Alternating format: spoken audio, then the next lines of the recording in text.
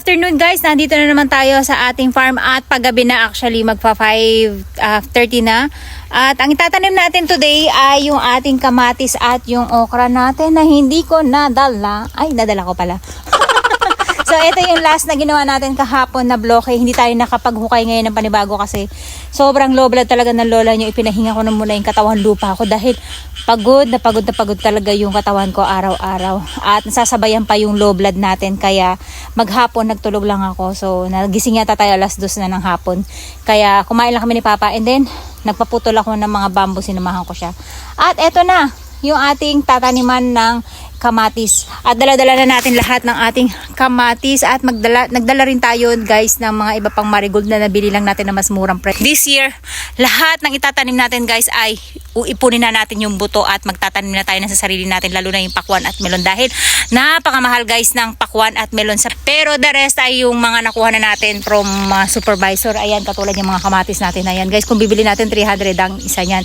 Pero tingnan nyo kung gaano kadami, ganun din yung mga okra, yung mga pumpkin at zucchini natin. Ayan, nandiyan sila lahat yung mga zucchini. At ewan ko na, isama ko yata yung ibang kalabasa kasi magkahawig yung kanilang itsura. Tara na, simulan natin dahil ang dal ko talaga pag kayo ang kausap ko. So dito guys, nakikita nyo hindi siya masyadong kalaparan. At para hindi magbanggaan yung ating mga kamatis ay dadalawahing pares lang natin siya. At syempre katulad ng iba, lalagyan natin sila ng palibot kung saan ay igigitna natin siya, palatandaan na hindi sila magbabanggaan at mag-aagawa ng nutrients. Alam nyo sa area talaga na itong mabato, kaya ang hirap humukay. Ayan, so ganyan yung gagawin lang natin, huhukay lang tayo. At ito yung lupa natin kasama nating nakuha, kaya yan din yung ipantatabo natin. So para alam na natin kung ilang butas yung gagawin natin ay maghihilera na tayo ng ating kamatis. So dito guys, may makikita kayong ibang kulay yung ating pinaglalagyan. Ang ibig sabihin niyan ay ibang variety siya at hindi ko na itanong kung anong variety to dahil wala pa siyang sticker. So ang gagawin lang natin, itatapat lang natin siya dyan at pagsasamahin natin yung kanyang variety. Ayan. At napakadami natin kamatis guys. So eto guys, napakalaki ng tipid natin. Kung makikita nyo, ang isang piraso niyan ay 200 or 300 plus na yen kapag binili natin to sa garden shop. Pero libre lang natin yan na hingi dun sa ating trabaho. At meron akong isang napanood na sabi kapag nagtatanim kayo ng kamatis ay dapat buong tangkay niya ay itinatanim nyo. Etong variety na to guys ay hindi pwede kasi ito yung mga cherries. Alam nyo kung bakit? Mahina kasi ang resistensya ng mga cherries kaya kadalasan ay dinudugtong sila dun sa mga matitibay na resistensya ng kamatis. Kaya hindi natin pwedeng gawin na ibaon natin lahat ng sanga niya hanggang dito. Gawa ng mawawala ng silbi yung kanyang nasa ilalim na pinagdugtungan natin na supposed to be ito dapat yung maging priority natin na maitanim at hindi itong ibabaw niya. Yan, kung makikita nyo, ang ibig sabihin yan kapag nagkakaroon siya ng moist, nagkakaroon siya ng sarili niyang ugat, itong nasa ibabaw na dapat ay ito ang ma-priority natin. Kaya hindi natin pwedeng gawin yung napapanood natin na binabaon hanggang dito. So yung mga matitibay na resistensya ng kamatis, ayun, pwede nyo siyang gawin. Pero yung mga cherries ay mas maganda kapag ka-grafted ay hanggang dito lang. Dito mismo sa pinaka ibabaw ng lupa na yan. So ganyan lang yung gagawin natin. Ayan.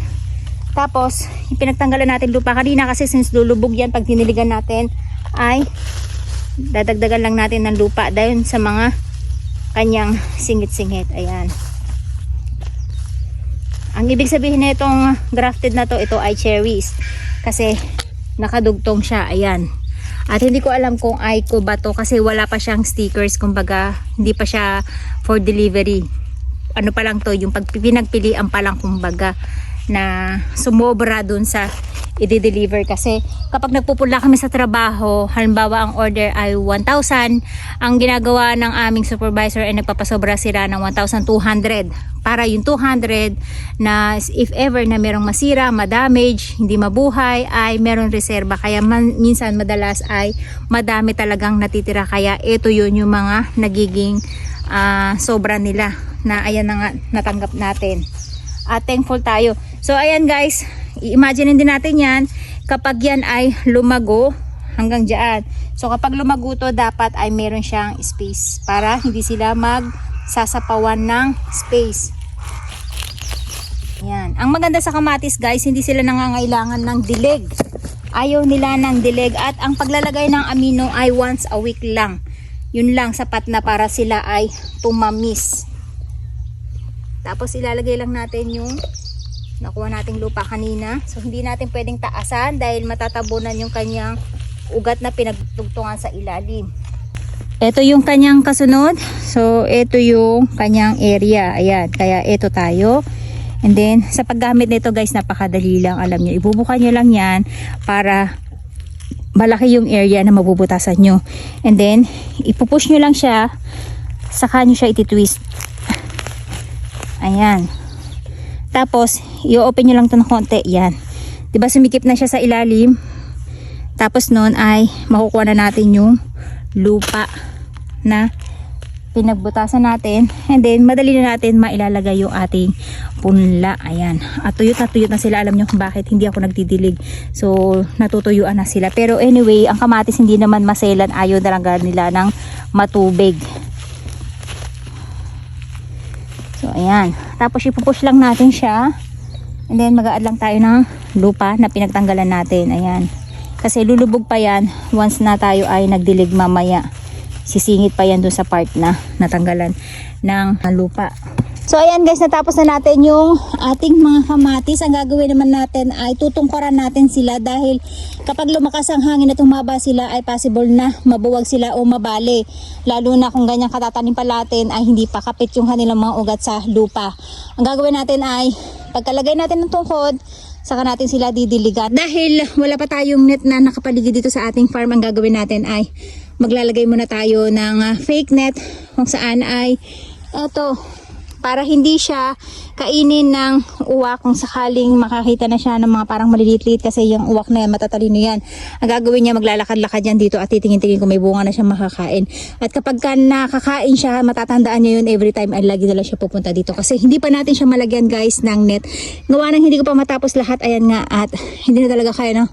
Powers ng lola nyo, lagi tayong pagod, nasasabay pa yung low blood natin. So after neto, ang gagawin naman natin ay maghuhukay tayo dun sa part na yun para bukas ay pagkakat natin ng mga panibagong bamboo ay makakagawa tayo ng another bed raise natin, hoping ay matapos natin siya hanggang bukas na lahat na para mailatag na natin yung ating sheets dito sa ating paligid at nang maisunod na natin yung ating net sa ibabaw. Hindi ko alam kung lahat ay lalagyan natin ng net o yung mga part lang na namumunga para lang hindi tayo maistorbo ng uwak.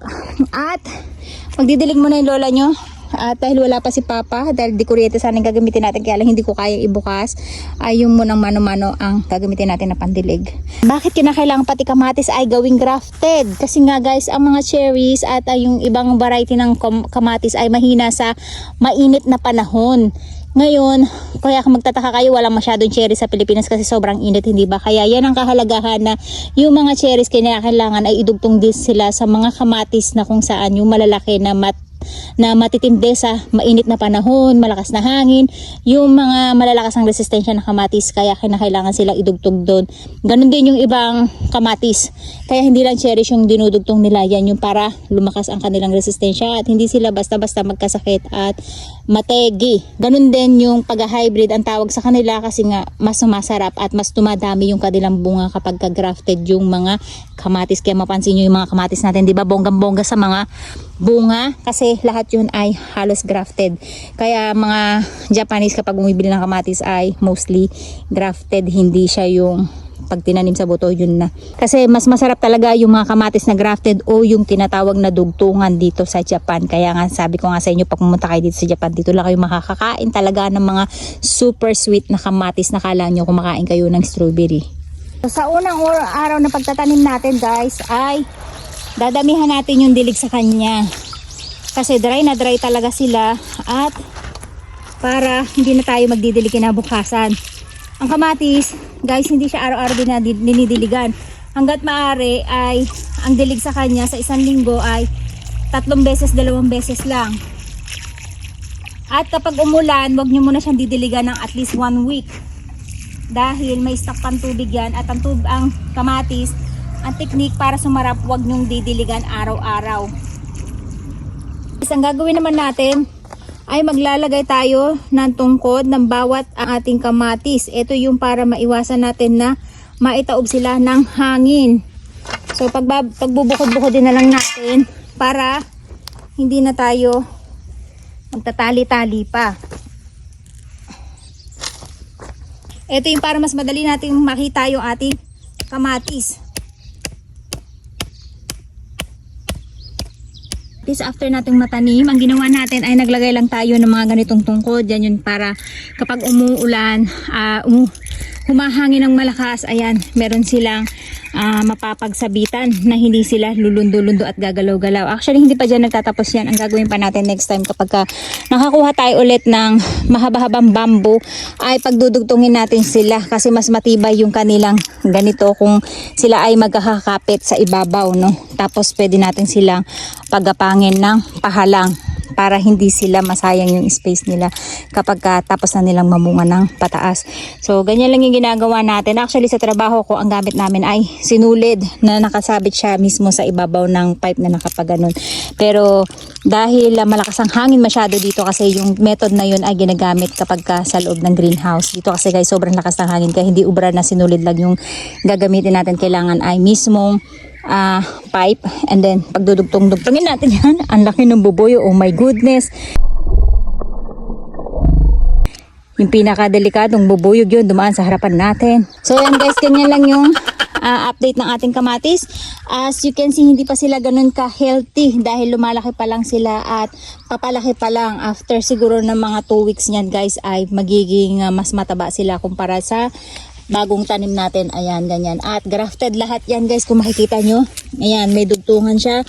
Ang ibig sabihin yan, ang nasa ilalim yan ay yung malalakas na resistensya na kamatis. Ang gagawin lang natin dyan, yung mga lumang dahon, ayan, sa ilalim ay aalisin na muna natin yan para pa-priority muna ang nasa ibabaw nila at magdire-diretso yung paglaki nila. And then etong tali natin na to, ayan, yung magiging palatandaan natin kung hanggang saan na yung kanilang tinaas. Ayan, kung makikita nyo, may tali siya sa ilalim, may tali siya sa ibabaw. Pero actually, pag sobrang haba na niya, nagiging dalawa talaga yung tali niya kasi kailangan ay may support pa rin siya sa katawan bukod yung nasa kanyang ibabaw. Ayan, hindi ko alam yung mga variety nila guys kasi nga wala siyang nameplate. So makikita na lang natin yan kung ano-ano yung mga bunga na yan. At lahat naman ng variety ay halos kinuha natin, binigay sa atin ng ating supervisor. At next time, update ko kayo pag yung lumalaki na sila.